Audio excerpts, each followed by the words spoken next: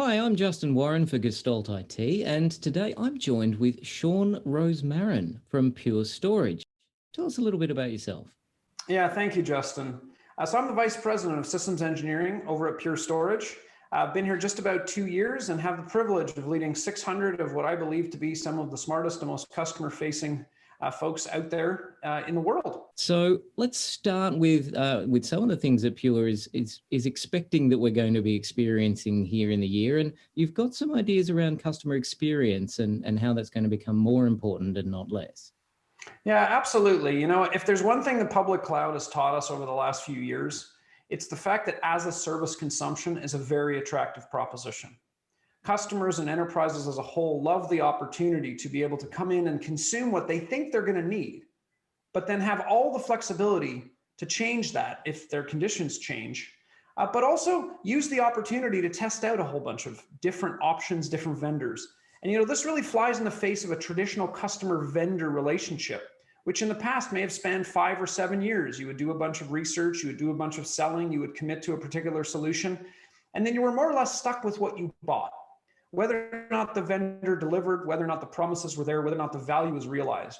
So as a service fundamentally changes the construct. It allows a customer to come in, take a journey with that vendor and see whether or not they deliver on the promises and the value. And if they do, reward them with loyalty over time, and also get all the flexibility to only purchase what it is that they need as they need it. I'm hearing from customers that they're actually accelerating things that they maybe had planned, but it wasn't really a priority. But now that they've realized what they can do in a hurry, they're actually turning on the budget to go and change a whole bunch of things. Are you seeing that from customers coming to Pure and saying, what can we do with this as a service? What can we just turn on straight away? We don't want to wait for people to ship gear to us.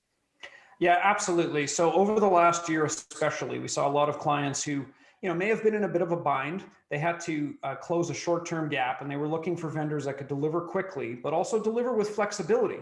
Because once again, some of these clients weren't sure, would these applications move to the cloud over the next year? Would they still require this capacity? Would work from home and all these applications continue to be leveraged at the level that they had been?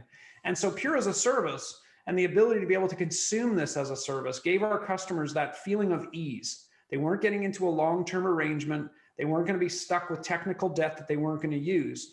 They could step in, they could buy what they needed to get through their VDI deployment, get through their database scale. And then as they required more and more storage, a lot of them came back and consumed and were charged on a as a service basis. And those that didn't, with a 1-year commitment, after a year, if the requirements changed, they no longer required it, they could simply end the contract. There's been a lot of pressure and a lot of interest in putting containers pretty much everywhere, both in the data center and also out of the edge, which is quite interesting. But Pure has a prediction that we're going to stop talking about containers and maybe concentrate on what we actually use the containers for. Mm-hmm.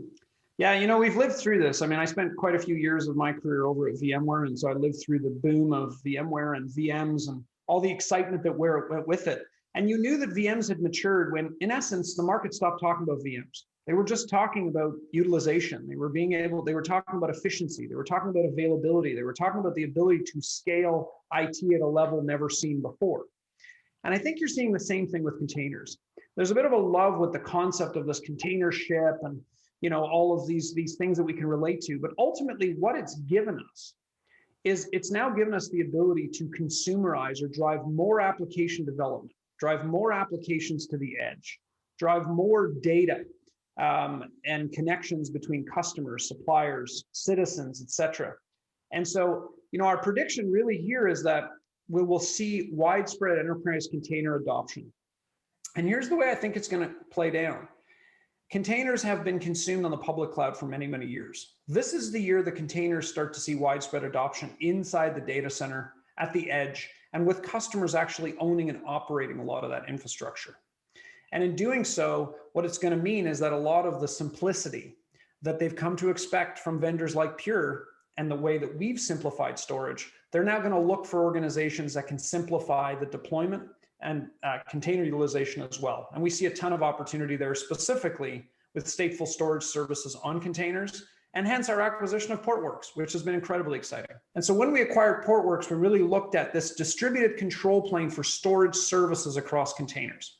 So that regardless of what you were doing in Kubernetes, when Kubernetes went to orchestrate the storage services, it had one partner to work with. Regardless of whether it was sitting on physical hardware or cloud-based infrastructure, all of the storage services can and will be managed by Portworx. And we're pretty bullish about where that takes our customers in terms of their comfort level and their ability to manage mission critical container environments going into 2021. And being able to do it from that one place, having it go to one vendor who has the solution that does all of the things that I need, or at least most of them. And I think people are starting to realize that, yes, you can do it all yourself, and you can do it with this patchwork of 19 billion different bits. But Kubernetes is notoriously complicated. And people do find it very difficult to actually use it in, as you say, in production, or even just approaching production. I hear that a lot from customers and from clients, where they've built a development environment and they use containers and they have Kubernetes and they build it and it's fine. And then they discover how complicated it is when they need to change things, which is what maintenance and what running in production is all about. It's about constant change. So being able to come to a vendor and say, look, can you just sort this out for me, or recommend a partnership with we recommend these tools. We saw the same thing with VMware. I agree with you. I expect that we would see exactly the same sort of thing, and we are. And we should see more of that this year as people start to put these workloads out there, as you say. Yeah, let me grab on that thread, because I think it also takes us to our next prediction, which is, one of the challenges our customers are facing is they've built these applications to be minimally viable products inside the public cloud, because it's easy for developers. They spin up an instance, they spin up some services, they get access to some infrastructure, and boom, they have a minimally viable product to bring to the organization. But one thing we've not been able to solve, and all the great things we have in technology, is the laws of physics are still the laws of physics. And there is still a speed of light limitation that we have not been able to get over. And in doing so, it does mean that we have latency concerns that will drive workloads to have to be closer to their end utilization, where they have to be, whether it be a hospital, whether it be a government office. And so many of these applications then need to migrate. They're built in the cloud, they're built native in the cloud, they're built in containers. And in essence, it's no longer about lift and shift from the data center to the cloud. A lot of that's been going on and has been done. But now, how do I lift and shift something I've built in the cloud, bring it back in the data center? And it's this edge cloud concept that's really going to take us to where container mobility and this container services discussion we've had has become so important. But ultimately, whether you call it multi-cloud, you call it distributed cloud, you call it edge cloud, this is the year where we start to fundamentally allow applications to live where they live best, and give our customers and enterprises the simplicity and flexibility to be able to move them without a whole lot of problem. But we have made a lot of progress, and containers and Kubernetes has contributed a lot to that. So I am hearing from customers and clients about how they're using containers as a unit of workload in a way that they couldn't really do with virtual machines, to be able to move these workloads around to even very, very small environments, things like embedded devices, IoT devices, and Raspberry Pis basically running out in people's houses. Yeah, I do think we get to this point of sustainability, this discussion of sustainability, when we talk about edge to core to cloud, and that we have to start looking back at what's the efficiency of what we're running. If we break that workload out into a million different distributed pieces, I think we're all looking for more efficient ways to get to the excess capacity that's being used, and take some of this workload, break it down across that excess capacity, use any of the waste that's in the environment. Because ultimately, if we're going to take AI and ML and we're going to start to build deep learning systems, and we're going to start to really, get to this human plus machine world of the future, we're going to need to do a lot of connecting, a lot of training, a lot of learning. And it's going to require, fast file, fast object, but also sustainable hardware and sustainable architectures. And so Pure is at the forefront of that, and ensuring that our customers not just get the performance and scale they need, but also be able to do it in a way that doesn't put a huge impact on the environment, and also lets others do that before we ultimately run out of power as a complete society. Now, you did mention something in there, which I know is another of the predictions that that Pure has around object and file server systems, which I think is related to making something easy to use. So, because you mentioned object back at the beginning, and the file server is kind of a bit outdated, but you've got a unified thing that kind of brings them together as part of this. Let's make it easier to do things for people so that we can do it in the right way as we simultaneously deal with this explosion in complexity. So what does this unified thing mean? Yeah, so let me simplify it. So the product or the solution I'm alluding to is our FlashBlade, Pure FlashBlade. And this business for us is roughly 3 years old, in several hundreds of millions of dollars, growing at a multiple many times higher than traditional block workloads.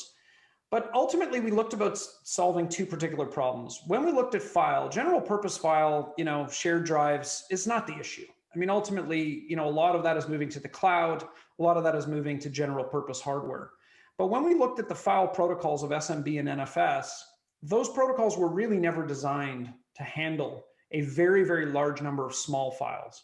And so when you look at anything to do with analytics, whether it be log analytics or streaming analytics, those protocols do come up against a significant amount of performance issues when you look at running them in a large number of files. The other problem we looked to solve was when we looked at S3 or object, now S3, thanks to Amazon, we looked at that protocol was actually designed, the concept of object storage was designed to be an archive. It was designed for content addressable storage. It was never designed for high performance.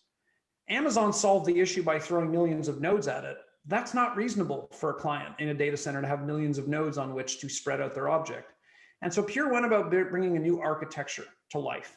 And in doing so, we brought FlashBlade to market. And what FlashBlade allowed us to do was fundamentally build a hardware architecture, a new and differentiated hardware architecture that could allow SMB, NFS, and S3 to all be delivered in a unified way at very high performance. And over the last year, we've seen it not just be adopted for analytics and be adopted for on-prem object, moving high performance applications built in AWS S3, for instance, into the data center, but also for rapid restore. And ransomware has brought this concept of taking an archive that was sitting as one large file, but really put some urgency on how quickly can I restore that unencrypted archive in the event that all my production stores. It has been a pleasure talking with you about the predictions for 2021. Thank you again for your time. Where can people find you if they want to hear more? I'm on Twitter. I'm quite active at Sean Rosemarin, and my personal blog is seanrosemarin.com. And please reach out with any feedback or anything you'd wish to discuss. Thank you for the time, Justin. And for Gestalt IT, I've been Justin Warren. Thanks for watching.